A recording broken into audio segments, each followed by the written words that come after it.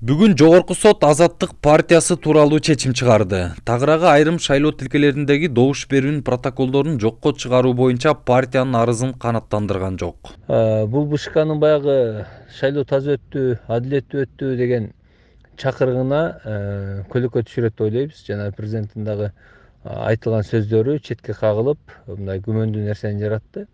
Эгер андай күмөндүү нерсе болбосо, баардык нерсе ачык деп ойлогон болсо, бизге саноого уруксат бериш керек эле да. Айтсак, өткөн жумада Азаттык партиясынан талапкер болуп чыккан Бактыбек Калмаматов кармалган. Ага расалык, этностук, диний жана региондор ортосунда кастыкты козутуп жатат деген айып коюлган. Башкача айтканда, Калмаматов фейк аккаунт иштетип, ушул иштерди жасап жатыптыр. Бирок анткени менен анын тарапташтары, партиялаштары буга макул эмес. Бул саясий буйрук. Анткени саясатчы шайлоого байланыштуу бийликти кескин сындап келген дешүүдө. Менин оюмча бүгүнкү Бакыт Калмаматовду кармоо дагы ушуга байланды. Биз мына шайлоонун жыйынтыгы бүтүп-бүтпөй жатып, биз ушу бюллетенди санайлы десек дагы БШК уруксат бербей, ошол учурда дагы мыйзамдуу болсун бардыгы деп сот менен алаксып атканда, Бакыт Калмаматовдун кармалышы ушу Азаттык саясий партиясы да алаксытуу максатында да деп түшүндүм да, эми экинчи жагынан.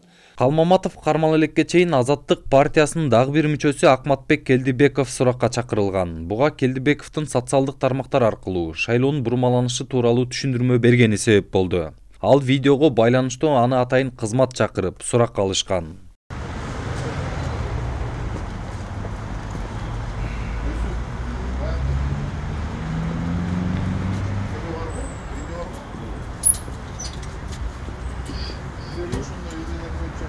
Бул жерде бизде азыр бир эле маселе каралып атат. Мына кече өзүңүздөр жакшы билгендей, Борбор шайлоо комиссиясынын сайтында жанагы болгон сбой боюнча, ал сбойдун сыртта сбой болгондугу, аны эч кандай системага тиешеси жоктугун биз айтып келе жатабыз. Жана муну биз доказать этебиз. Ошол эле маалда кече-кечинде Акмат Келдибеков тарабынан Центр избиркомунун иштөө тартибинин схемасын туура эмес маалыматтарды жазып, өзүнчө бир схема түзүп жазып алып туруп, коомчулукка таратып аткандыгы боюнча биз азыр чара көрүп атабыз. Айтсак, 28 ноябрда Кыргызстанда Жогорку кеңешке шайлоо өттү. Добуш берүү аягына чыккан учурда БШКнын маалыматтык шайлоо системасы бир өчүп күйүп, жыйынтыкта башаламандык жаралган. Бир катар партиялар жана жарандык коомдун өкүлдөрү муну көз боемочулук деп, шайлоону жокко чыгарууну талап кылышкан болчу.